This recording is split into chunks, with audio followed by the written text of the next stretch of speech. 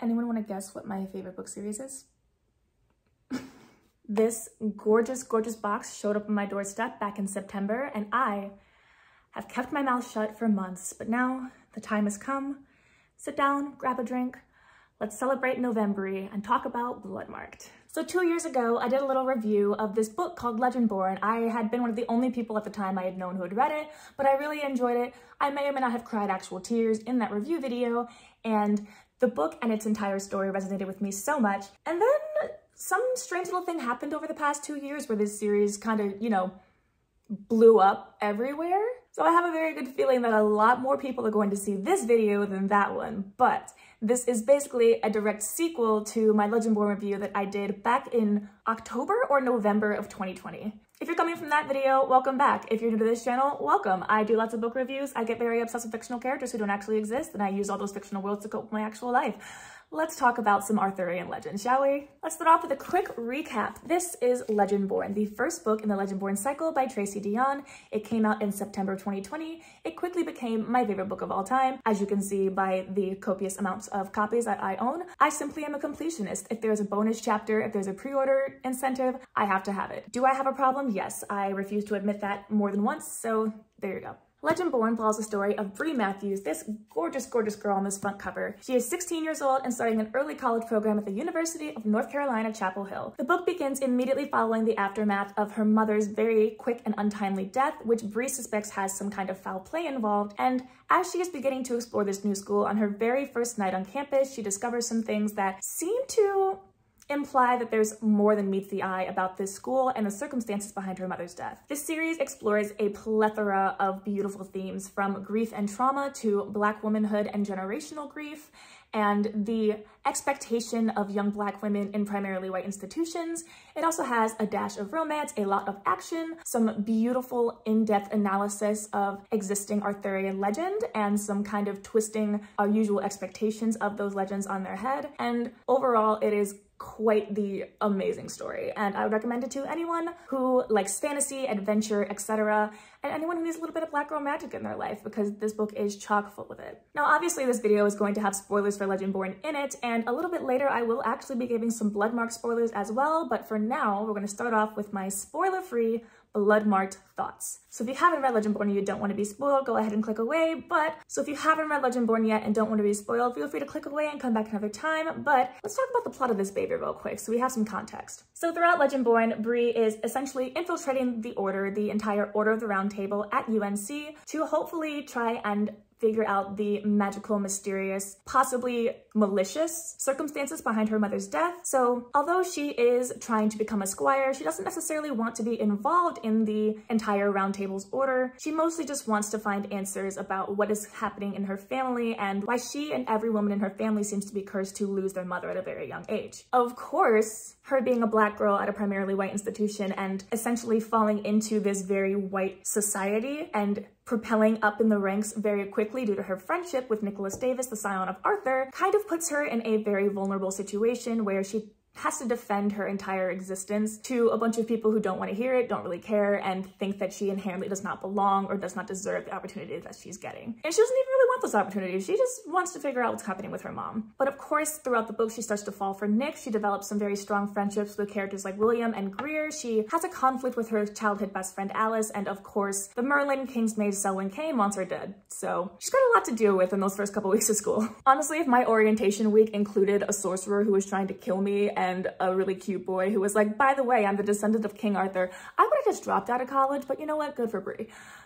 And of course, the world of the Order of the Round Table is not what it truly seems. It is a system built on patriarchy, a system built on racism, and we find out that the entire line of the Knights of the Round Table hasn't exactly been what we thought it was, because it turns out that Bree herself is the scion of Arthur. Nick is the scion of Lancelot, and Bree is actually the main player in this entire system that essentially doesn't want her to even exist. I'm saying this very nonchalantly and very casually, but this book deals with such heavy themes of a Black young girl having to prove her personhood and her worth, and it is just incredibly well done, beautifully written, and every single moment of this book is undeniably and almost uncomfortably real, from the microaggressions that Bree faces to the outward and unapologetic racism from certain characters, and the fact that everyone from teachers to classmates underestimates Bree and thinks that she doesn't belong. But not only does she belong, she is the Scion of Arthur.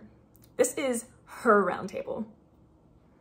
Not's gonna deal with that. So obviously, as we left off in the very last pages of Legendborn, Bree is a scion without a Merlin. As we know, the Scion of Arthur needs to have a King's Mage in order to keep them protected. They need to have an oath bound to them to essentially have a Merlin oath to give up their entire life in order to keep the Scion of Arthur safe. Because if the Scion of Arthur is called and dies in battle, the entire line falls and the demons will take over. However, our current King's Mage, Selwyn Kane, who had spent this entire book trying to kill Bree, now suddenly realizes he was, one, wrong to assume that she was bad, and two, really actually wants to protect her. Except he is oathed to our Scion of Lancelot, Nick. And where is Nick? Funny story, his dad kidnapped him in the middle of the night and ran off with him. So we don't know. So that leaves us with a round table with a leader who is brand new to the entire system. Their would-be leader completely missing off the grid, and all of their defenses essentially destroyed. And that's where we pick up in Bloodmarked. Now, like I said, the start of my Bloodmarked thoughts are going to be entirely spoiler-free, so feel free to keep listening even if you haven't read the book yet.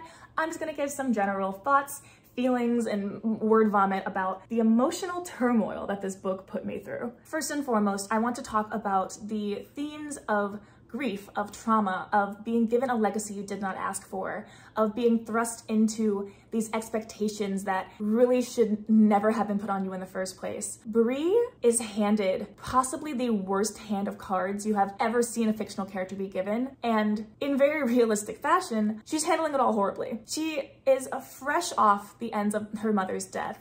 She has just been handed freaking Excalibur, but there is an entire system of people who want to take away that title and that honor from her, which she didn't even ask for because she and her family have only been given that title and that honor through violence and through trauma. And even then, even though it is inherently her right by blood to carry this title, she is underestimated, she is ousted, she is constantly running for her life, trying to prove that she deserves what she never even asked for. There is so much of Bree's family history throughout the generations that is explored in these books, where we get to know her ancestors and what they went through dealing with the same kind of magic that Bree now has, and the conflict that Bree has between honoring her ancestors and her family versus taking on the title of the Scion of Arthur is such an incredibly difficult, like emotionally tumultuous journey that she goes through all on her own, because there is no one else in this world that can relate to being both a Bloodcrafter and a Scion of Arthur. Bree is the only one. And not only that, but Bree's entire story is based directly on the fact that throughout Black history, Black people, especially Black women,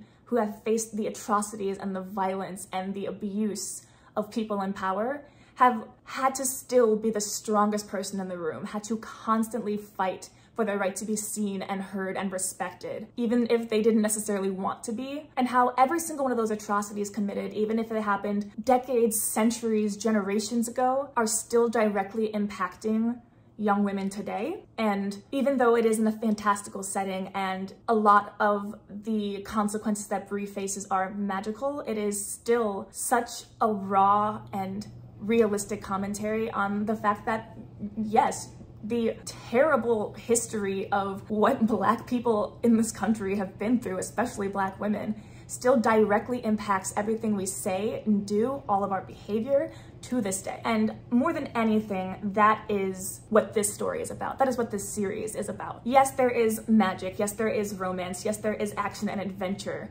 But more than that, this story is based entirely in breaking the traumatic cycle that has plagued us as Black women since the dawn of time. The way Tracy uses the poetic metaphorical writing and all the flashbacks and all of the various Matthews women, the mothers, the grandmothers, and all the other ancestors to show this and tell this in the story is just phenomenal and beautiful. And more than anything, I recommend this book for the fact that if you are a person who struggles with knowing your family history or not being able to know your family history due to the way that record keeping was practically impossible, or wanting to kind of find an escape from the way we deal with it in real life and kind of put it into a magical context, These books have a way of crafting this real life horror into a beautiful magical setting and this wonderful girl who is able to handle all of it in a way that is therapeutic, but also real and gripping and hard to read at times,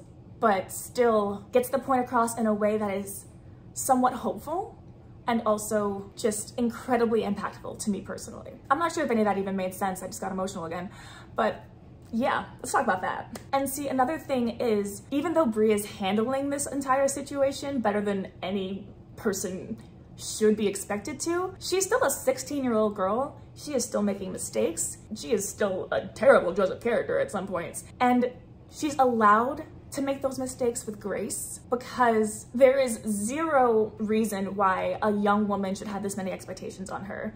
There is no reason why a 16-year-old girl should be expected to dismantle racism and the patriarchy and a centuries-old system about freaking King Arthur. And so one of my favorite things about this series is the fact that Bree is allowed to be an imperfect character. She does not have to be the badass, like sword wielding, amazing at her first try, like savior that everyone needs to step up, take down the bad guy and live happily ever after. Like, she's not that person. She messes up a lot, and so do all the other characters who are experts in their field or have been trained their entire lives to be scions or squires. Like, no one in this book is perfect. They're all entirely in need of therapy, first and foremost, but also realistically written as teenagers who have all this weight on their shoulders that no one should have to deal with. And I also just adore the fact that it's real in that kind of way where, no, there aren't going to be easy solutions to this. There is no one answer. And that's why these systems have been so hard to tear down for centuries and centuries, because it's not realistic to give that job to one person or one group of people, especially because for centuries, those groups of people who have been in charge have been the people who don't want to dismantle the system. For instance, Martin Davis, Nicholas's dad,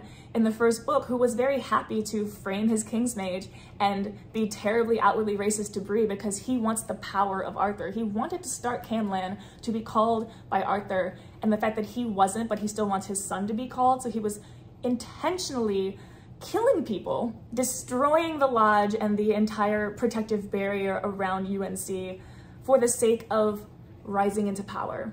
Excuse me, white man, what other power do you need? Is it not enough to be the dean of a college and just be awarded every privilege throughout your life? No, you must also start a war so that your son can be called by the magical knight from the 14th century. Okay. And unfortunately, those people and those systems that want to retain those power imbalances are only stronger in this book. And it says a lot about, you know, the social commentary of it all, that the villains of this book are a system of people rather than one individual. Now for a second, let's move on to some character talk. I did already touch on my thoughts on Bree, and I will talk a lot more about that in the spoiler section because there's so much about her I can't say without giving away plot details. But how about we move on from Bree for a second and move on to some of our other characters who get to take a little bit more of a main character role in this book. I was very pleasantly surprised and also very delighted that our four main characters in this book, really for the majority of the plot, are Bree, Sel, Alice, and William. Now, William was my baby. I adored him so much in Legendborn, and I was so happy when I realized that he was going to be a main player in this plot. And Alice, I was assuming that she was going to take on this kind of similar role because of the way that Legendborn ended, with her pretending to be a page and with her kind of learning about the entire Legendborn world at the very end of the first book. So I'm very glad that that continued on and that Alice got to come to the forefront as well, because as Bree's best friend since childhood, she knows her better than anyone, and I love that Bree has that support system in this book, along with traveling with a Merlin and a legacy of Gawain, who is a healer. Like, it's a perfect dynamic, the four of them. Also very funny that Bree is the token straight in the characters that are traveling along with her in this book. It's just very funny to me. Alice especially I was so happy about, because a lot of the first book focused on Bree's relationships with other folks at the lodge, and pretty much everyone who she spoke to and became friends with was male. I mean, Nick, Sel, William, Greer's non-binary, but Bree didn't have any female friends other than Alice, so I'm really glad that Alice got to come on in and show the importance of female friendship, especially female friendship between two women of color, because there is a solidarity and an understanding there that other people really will not understand, and I love that a lot. William Sitterson being a legacy of Gawain and having both the healing ability and the enhanced strength is such a good such a good dynamic, because obviously, like, in his heart he wants to heal and help people, but he is still a fighter, he is still at war, and having him deal with that emotional conflict is so good, especially after the end of Legendborn with him losing his squire and being essentially alone in dealing with his own power, because at least the other awakened scions have someone who shares that power and that strength with them, but William doesn't, and he knows what it feels like to have had that and lost it, and the emotional journey that he goes on throughout this book is just phenomenal. And of course I cannot talk about the main crew of this book without talking about this asshole right here. Selwyn Emrys Kane, how dare you? I was not a Sel person when I first read Legendborn. I have tried so hard not to like this boy, and he managed to worm his way in, and I'm so mad about it. I love him. I love him. Come on, guys. You know I love him. If you watch my Legendborn review, you know how much I love Nick Davis. I still love Nick more. However, he's climbing the ladder. He's getting up there, and I hate him for it.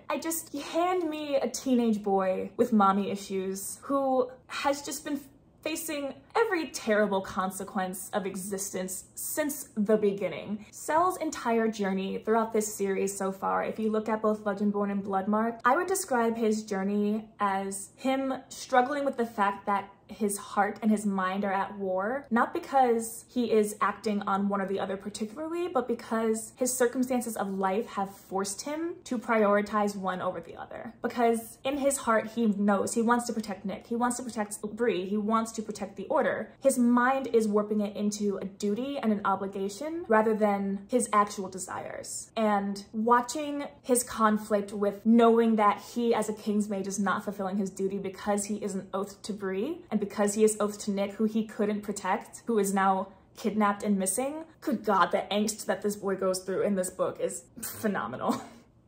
I'm sorry that I'm laughing at the fact that he's like going through it, but he's going through it and it's so good. It's so good. I was also really happy that Bree got to introduce herself to a lot more Black women who understand rootcraft in this book. Now, there are a few recurring characters from Legendborn who help Bree understand her magic, but there's also a few more characters here introduced who allow Bree to have a sort of sanctuary and a sort of comfort and release of that pressure of being the only one, because that is also a recurring theme in this series. The actual dedication of Bloodmarked is to every Black girl who was the first. And I think that's a struggle that really only Black women can understand on a certain level, because to be the only one of your kind to exist in any kind of space, whether you be the only Black woman in a primarily white institution, the only bloodcrafter among a bunch of ether users, the only bloodcrafter scion of Arthur to ever exist, period. That is a struggle that no one else can relate to, but having someone who at least relates to a part of your struggle, or even can offer sympathy that isn't shallow or one-sided because they truly can understand that feeling, is something that Bree desperately needs, and something that I'm so happy she was able to get in this book. Not saying everything went well for her, but I'm glad she had someone to talk to. We'll get to that in a second. There are also a crud ton of new characters introduced in this book, which I wasn't really expecting. I knew that the focus would shift away from UNC and more onto the next step in their journey, which in this book is essentially going to rescue Nick. But there's an entirely new element introduced in this book that really threw me for a loop and changes the entire dynamic of the series, in my opinion. And without saying any spoilers, I think that it's a brilliant choice, because this conflict, this war, Canlan is not just taking place in one place at one time. It is a global thing. And even though the systems currently in place have tried to keep the descendants of the Round Table and the entire Order in one place, like obviously we know from Bree that there's been some slips in the crack and they can't control everything. And so I'm very excited to see where else this goes. In terms of quality, content, in terms of character development, plot, everything, Bloodmarked is a perfect sequel to Legendborn. 5 out of 5 stars, no questions about it. If you enjoyed Legendborn, I'm 100% positive you will love Bloodmarked even more. It is equally as frustrating, equally as heartbreaking, equally as romantic, and it just pulls at every single part of my soul in all the best ways. So if you're hesitant about reading the book, please don't be. Dive into it right now, because I'm about to talk spoilers, so if you haven't read it, this is your warning right now. I'm gonna spoil some things for you. My spoilers are going to go basically in chronological order, because on my third reread of this book, I just wrote down all of my thoughts in a gigantic Google Doc of word vomit. So here we go. First off, this book still starts off at the lodge. Bree is staying inside of Nick's room and there are 7,000 protective wards around her because at this point, only the scions at the lodge know that Bree is truly the scion of Arthur. And so they're trying to keep her safe while also pretending like everything's fine and Nick's not missing. And immediately we jump into this hilarious dynamic of Cell trying to keep Bree safe in the most like protective, you shall not leave this room kind of way. And everyone else at the lodge just completely enabling Bree to do whatever she wants, but like trying to keep her safe. Like, yeah, we know she's gonna jump out the window. We know she's gonna sneak off. We're just gonna watch her from a distance and hope she doesn't hurt herself too bad, but like, what can we do about it? Like the mention that Greer will like walk Bree to class, or like the opening scene where she jumps out the window and William's immediately just watching her like, hey, what's up? Good jump there. You wanna go train? Meanwhile, Cell swoops in and is just absolutely pissed that she's even leaving her room. It's just the protective Cell versus the absolute enablers that everyone else is while still being protective is just very funny to me. And I'm like, we know why he's being that way, so it's just, you know, he has to prove himself. A little angsty. God, it's so funny. I hinted at this before, but I just think it's super cute and funny and hilarious how the regents, who are not actual members of the Order of the Round Table, but are essentially a kind of police state system put in place to keep the Order of the Round Table as exclusive and as private as it is. It's very funny that they only answer to a select few people, and those people were systemically chosen to mostly be white men. And anytime that something happens out of their control, for instance, a black girl coming into power, or their would-be king who they had groomed to come into power suddenly going missing, instead of being honest about it and taking responsibility for the fact that they made a misstep, what do? They frame the minorities and claim that nothing is wrong. It's almost like it's a metaphor for something. Weird, right? Not funny, haha. Funny, weird. Like, twisting the truth in a way that justifies discriminatory behavior and saying like, oh, well, that person deserved it because obviously they're suspicious and they're a threat. We didn't mess up, they did, obviously. Weird. And on that similar note, there's been a lot of discourse over the past few weeks of this series in general and how Bree is the only black character, or the only black main character, or the only black character that people pay attention to, where they say that the book is catered towards a white audience. And I'm confused on whether or not we read the same book, because the entire plot is dismantling white supremacy. Like, did you miss that? Like, the fact that Bree is the only black main character is not an accident. It's not to spotlight the other white people. It's to spotlight the fact that this one black girl is being expected to destroy this entire system. This one black girl who is systemically disadvantaged and still has friends who are white, obviously. Oh no, her love interests are white. Yeah, and she has to prove to those white people that the power she was born with belongs to her. Although on that note, I do want to say, ooh, I'm about to go off on a tangent right now. The idea of this series pandering to white people may not be Tracy's fault at all, and I think can actually be pinned entirely on the publication and marketing of this book. Because I've noticed some silly, funny things happening with the publication of this book and the way people talk about it and the way people interact with it, in that, for the most part, people like to forget that Bree's the main character and that this book is about blackness. Because back when these cute little boxes were coming out, right here, they started mailing out in either June or July of 2022. And I noticed a lot of the people getting the boxes were people who hadn't read the first book, and also people who were white and had a very large following on various bookish platforms. Now, don't get me wrong, I completely understand why that would happen.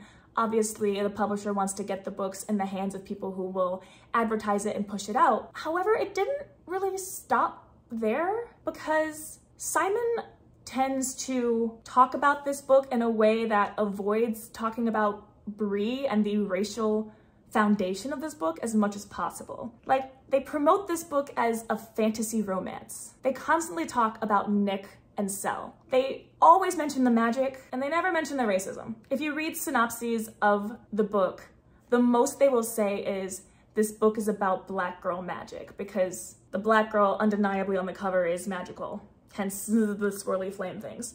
But beyond that, they kind of avoid talking about the racism in the room. Not only that, but in very recent days, and I mean very recent, as in like the day I'm recording this review, Simon's been hiring an interesting selection, I'll say, of people to promote BLOODMARKED. For instance, they're currently doing a campaign where they are having people portray the characters of this book. But the thing is, they've hired at least one non-Black person to dress like Bree to promote the book, which is odd because in terms of racial diversity, this book has characters of lots of different races and backgrounds. But the way Simon seems to be pushing this book out to audiences is that they're trying to prioritize the white readers who want the romance and the magic, rather than the Black readers who connect with Bree and her struggle and her grief. So why would they do this, you say? Maybe it could be because the young adult book community is very, very white in general. Maybe it could be because Simon wants a certain audience for their books.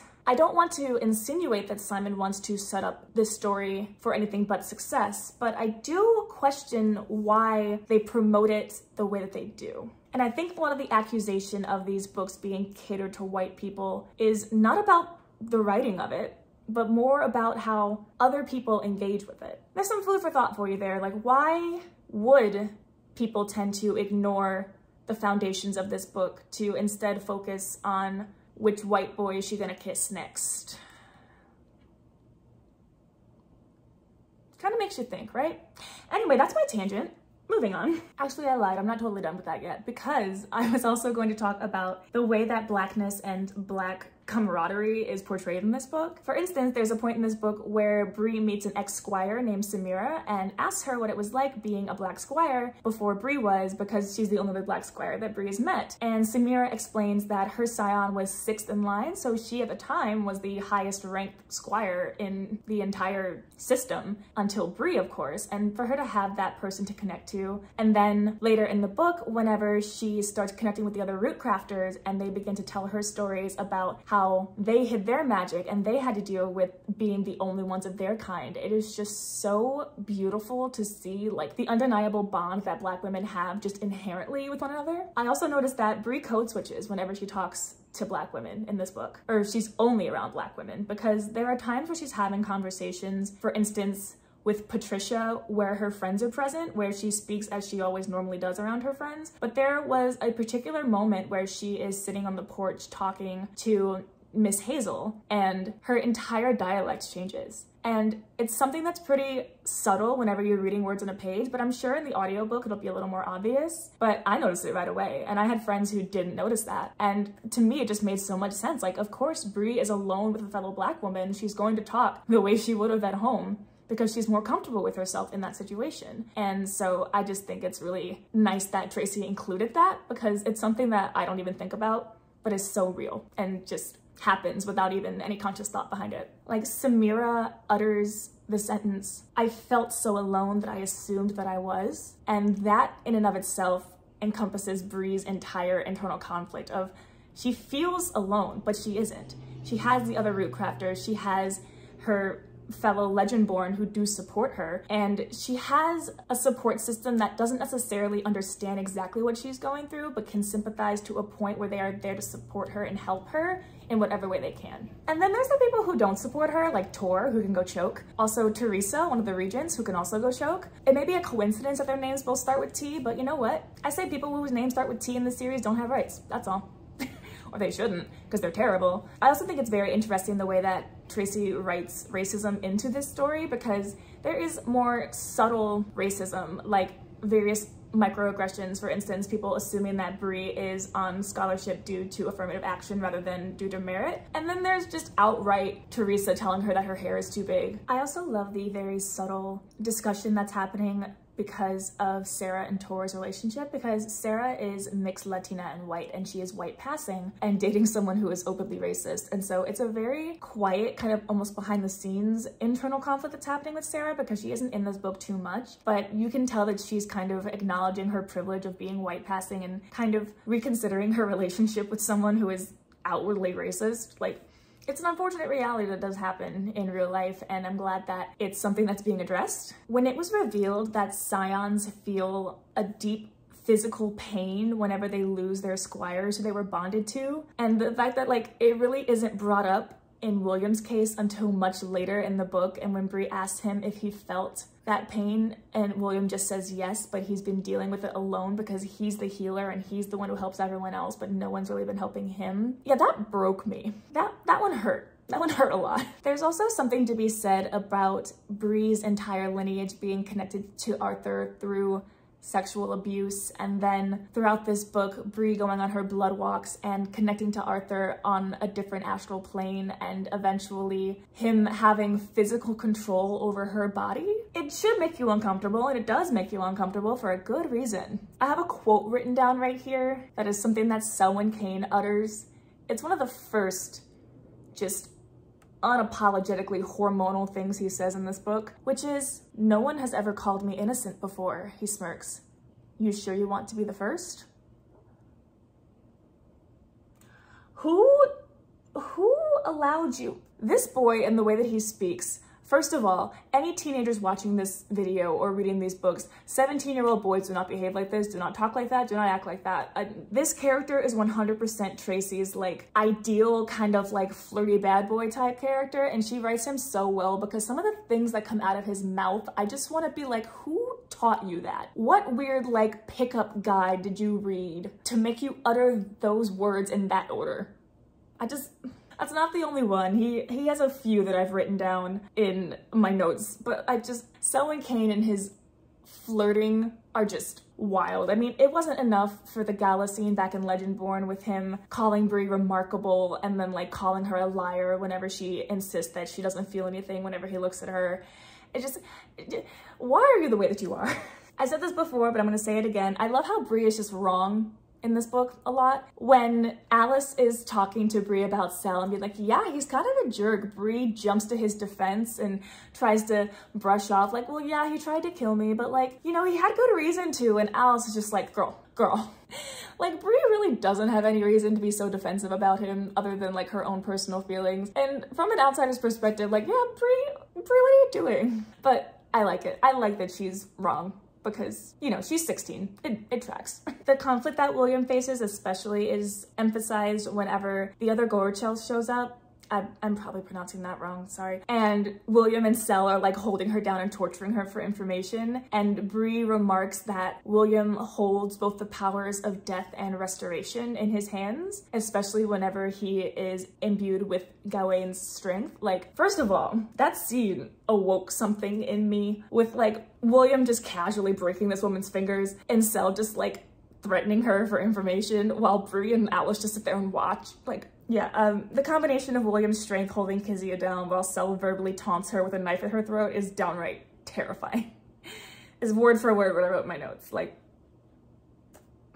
now let's talk about Valak for a second, because first of all, big brain move on Tracy's part to technically introduce him in the first book through those flashback scenes of Pearl giving birth to the half-demon child. And of all the random one-off characters in the first book who I did not expect to come back, the demon baby was not one of them. And yet Valak exists, and he is every single trope that I hate. The like hundreds of years old magical being who's passing themselves off as a teenager and flirting with a teenager. But I love that he is just shut down immediately by everyone in the book.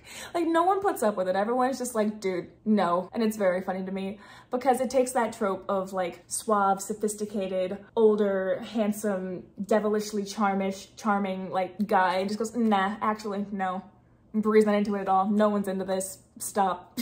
But also having him be a direct contrast to Sel, like having him also be half demon, and knowing that he never took a Legendborn oath because he never had to deal with the Order, and that he has complete control over both his demon and human sides, in contrast to Sel, who is very slowly losing hold of his human side because he isn't currently oathed to the Scion of Arthur, and because he isn't able to fulfill his oath because Nick is constantly in danger and he can't do anything to protect him. The Valak and Sel dynamic is just, first of all, just beautiful because they hate each other, but also is so interesting to see how Bree views the both of them. Like, obviously she acknowledges that Valak is powerful, but she really doesn't even realize until a little later in the book just how powerful he is. And the fact that he is basically running an entire underground system of ether users who are rogue, are selling their magic, are doing all sorts of things that the Order would have a conniption about. And the way that Valak opens up these doors to Bree to kind of help her realize, like, yeah, the way of the Order is not the only way you gotta live, sister. Like, there are so many more ways that you can use your magic and your authority other than being under the thumb of the Regents. And I know it's gonna come back later in the next book, but it's so good to have Bree have someone like Valak, even though he's, you know, who he is.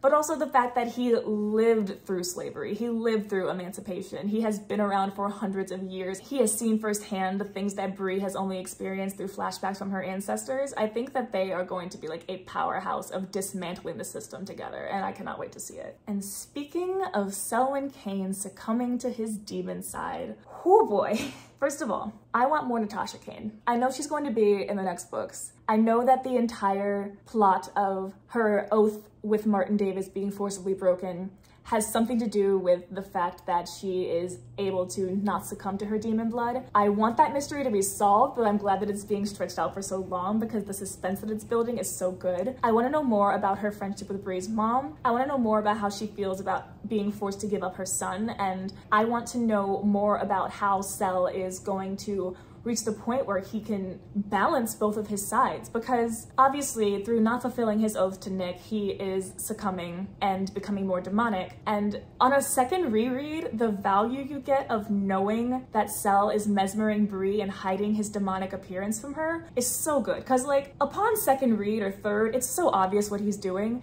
Every single instant that he's flirting with her, he finds a way to touch her in some subtle way to be able to mesmer her, or like to get close enough in her proximity where she won't notice, and then he disguises it with his flirting. And it's so incredibly frustrating because you know what he's doing is wrong, but you understand why he's doing it. And then at the same time, you're also just kind of distracted by the flirting because you know it's genuine and that he does really like her, but he's using it for all the wrong reasons. And for that to come to a head in the conversation with Valak, where he's like, oh, you didn't know? Well, here, I'm going to reveal this to you. And that entire fallout with Valak and Sel and Bree in that scene was so tense and so heartbreaking, because like at this point, you've almost kind of forgiven Sel for his BS. You're almost like, okay, we see he's getting better, and then that plot twist hits you, and then you're just like, God, why are you the way that you are? And then you remember that he's a 17-year-old boy, and you're like, okay, yeah, that makes sense.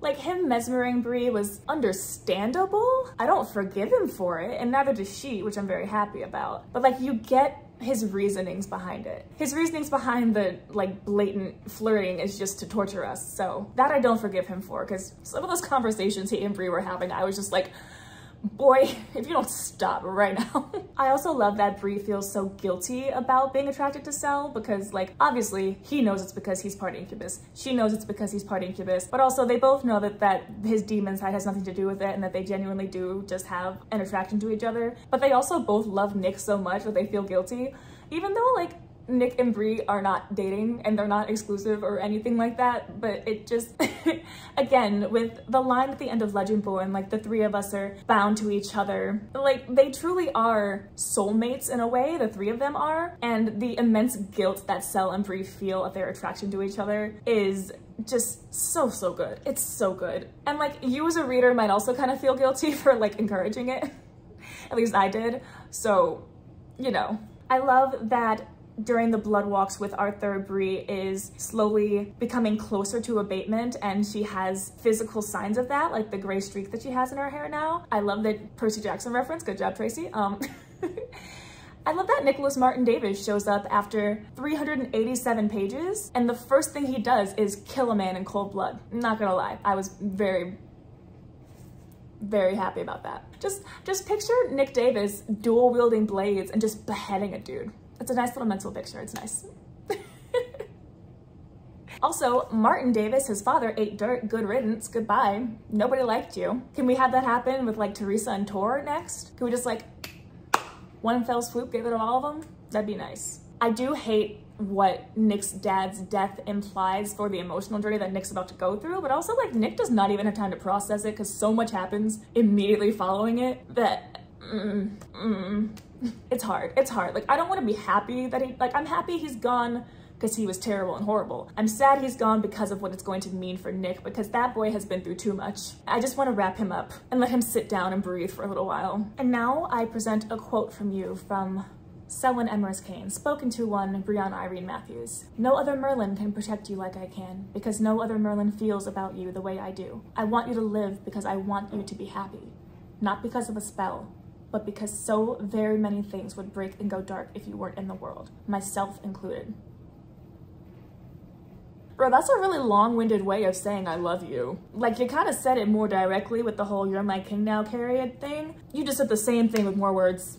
But then he also immediately follows that up with, and because those moments between us were real and you know it. And like, again, who taught you to speak? It wasn't your mom. Sorry. A couple other small things that I love that I wanted to point out.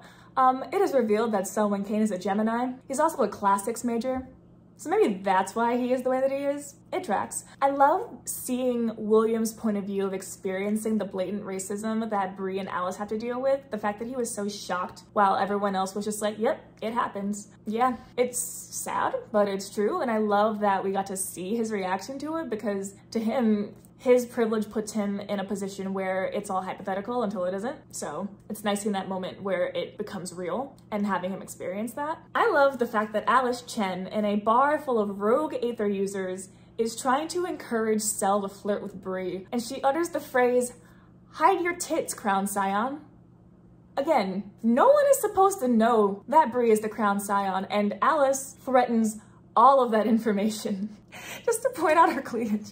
You know what? That is a good best friend. I don't even blame her for that. Good job, Alice. I love that early on in the book, it's very subtly revealed through Sel's dialogue that Bree is staying in Nick's room in the lodge. She didn't take her own room. She's staying in Nick's room because it helps her feel safe. And later, whenever Bree is struggling with her root craft and isn't able to get answers from her ancestors on how to control it and use it, Sel approaches her and knows that while she's having this emotional turmoil that she wants to feel safe and protected. So he brings her the supplies to go on a blood walk with Nick, because despite his feelings for her and despite his feelings for Nick, he knows Bree and Nick are each other's safe spaces, and he wants to allow them to have that despite how he may feel about it. And I just, the three of them are soulmates, the three of them are soulmates, I don't care. I love the dynamic between them. And you know, while we're on the subject of the dynamic between Sel, Nick, and Bree, let's just discuss all of chapter 51, shall we? You see, chapter 51 was my favorite upon first read, and upon second read, it only confirmed that yes, indeed, it is my favorite chapter. It's the chapter where Sel joins Bree on her blood walk and finally gets to see Nick. The conversation that the three of them have hurts my heart in such a good way. The fact that Sel and Nick are speaking entirely in Welsh so that Bree can't understand them.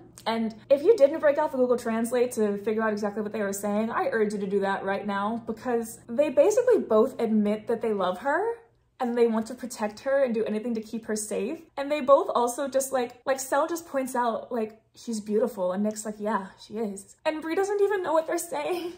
And it's so sweet and so pure. And the way that Nick firmly tells Sel, like, no, I trust you to keep her safe, because Nick and Sel have almost a decade of history together, of all of their fights, of Sel dealing with his own emotions, of his romantic feelings for Nick versus his resentment of being oathed to him, how they used to physically fight and verbally fight, and everything about them was conflict until it wasn't. Until Bree came along and solidified their bond in a new way that just simply cannot be destroyed. And the fact that Sel feels so much resentment and anger at himself for not being able to control his demonic side, and Nick, the first person he ever loved, the person who his entire life depends on, tells him, no, I trust you to keep her safe. I trust you to do what you have to do. God, it broke me.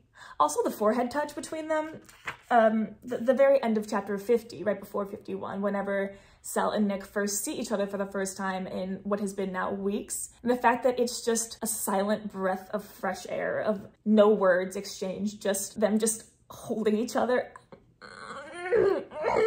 God, oh my God, I love it. I love it so much. I just made the weirdest noise. I'm so sorry. I love the dynamic between our three main characters. I'm really hoping that Nick gets to be on the cover of the next book. Personally, because this is Bree's story, and I know that Cell was so heavily featured in Bloodmarked, I'm hoping that because of the way Bloodmarked ended, that it's going to be Nick and Bree as the dynamic duo of the next book, or at least like Nick, Bree, William, and Alice, or Nick, Bree, and William. We'll get to that in a second. You know what? Actually, no, we'll get to it now. Let's talk about the ending of this book. Let's talk about the fact that, Bree's family was actually put under a multi-generational curse, and the person who has complete control over her fate has been watching her from a position of power over her this entire time and intentionally preventing her from coming into her power. Let's talk about the fact that the man whose blood and lineage afforded her some of that power is now forcibly taking over her body and forcing her to hurt her friends and hurt people around her because he's some centuries-old white dude who also can't handle the fact that he's no longer in power. Let's talk about the fact that in order to free Bree from the imprisonment that is Arthur taking control of her body, that Cell took on her ether and essentially let himself completely succumb to his demonic side in order to save her life. And let's talk about the fact that Bree has now given up her freedom and insinuated that she does not care if she dies as long as she can break the system that is the lineage of the Order, and that she is willingly going with the Shadow King, the man who cursed her and her entire family line, in order to protect the people she loves within the Order and to set them free from the system that none of them asked to be in the first place. Like, holy shit. What?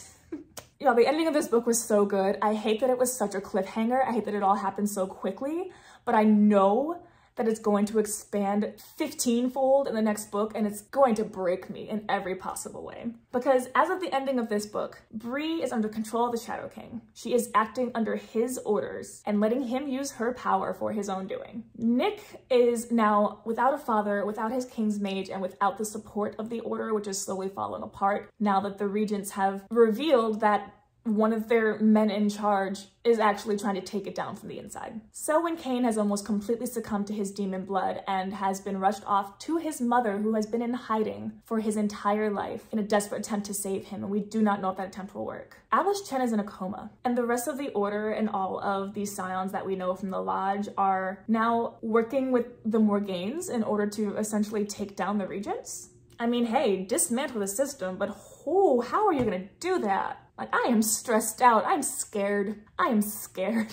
Again, the use of the Regents being a power system that's obviously abusing their position of authority, and the Morgaines being framed as villains, but ultimately actually storming at the end and somewhat being the heroes. I love it because obviously it's a very clear metaphor for something, and having that be the direction that this series is going is just fantastic, and I cannot wait to see how far it's gonna go exactly, because, obviously with the way this book ended, some dynamics are gonna have to change, but I think more than anything, I'm excited to see the system torn down. I'm excited to see the lines eradicated, even though we know that that means essentially the scion of Arthur has to die at the hands of a demon in order for the lines to be eradicated. So, don't really want that to happen, but I would love to see the way we can get around that, because obviously there is more to the magic system than we've been told. We get more reveals about the magic system with every book, and with Valak, with Natasha, with the Morgaines, we know that there is some secret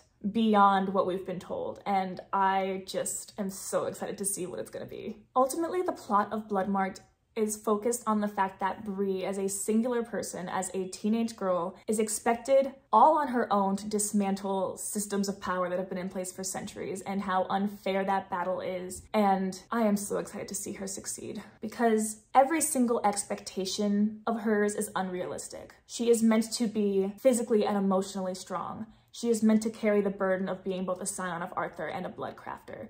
She is meant to carry on the sins of her ancestors. She is meant to, on top of all of that, be a college student. She's meant to deal with the terrible grief of watching her friends die in battle, of having just lost her mom, of not being able to communicate with her family or friends or loved ones. of hurting people and making mistakes and being blamed for every wrong thing that's happening. And she's still expected to come out triumphant. And I love that the narrative allows her to make mistakes, allows her to make poor decisions, allows her to fail, because we know that ultimately it's not about winning this battle, it's about winning the war. She's surviving a legacy that she never asked for and that no one would ever want, and yet she is taking it on like a champion. She's not doing it perfectly, she's not taking it on with grace. She's doing it violently and angrily as she deserves to. And she's doing it without any respect, without any praise, without almost any help from the people who should be there to support her throughout all of this. Instead, she's got a ragtag team of powerful teenagers on her side, and together they are going to completely destroy everything that is telling her that she does not belong. And Black women especially are always expected to be strong and resilient and capable and unbreakable. But why? Why shouldn't Bree be allowed to be soft, to cry, to be frustrated, to be angry, to be vulnerable, and to still be loved by all these people around her who believe in her and her strength? She should be allowed to be gentle and soft and protected, and yet all of that has to be pushed aside for the fact that she is the only one who can tear this system down. Like, God, this book is so good. And that is my review of Bloodmarked. I think those are all the thoughts that I can express coherently enough to put on the internet and talk to people about. I think it goes without saying that these books mean the world to me, and I just want to thank Tracy Deonn for writing them. They truly have changed my life in the best way possible, and I cannot wait to see the continuation of Bree's journey. I will laugh and cry and lose every single last one of my marbles along the way, and it will be completely worth it. Thank you all so much for watching. If you enjoyed this video, I do lots of others like it. I do book reviews, I talk about bookish characters and tropes and all sorts of things. I have various socials where I share my book content, including Instagram, where I do a lot of book cosplay, Twitter, where I scream into the abyss about whatever is on my mind, and all of those links can be found in the description below. If you like this kind of content, feel free to subscribe. Please, it does support the channel a lot, and I would love to do this more often. Feel free to leave a comment about your favorite part of this book, or if you have any other comments, suggestions, and things for books that I should read or review or whatever, please leave them all down below. I love to hear from you guys. Again, thank you all so much for your support, and I will see you in the next video.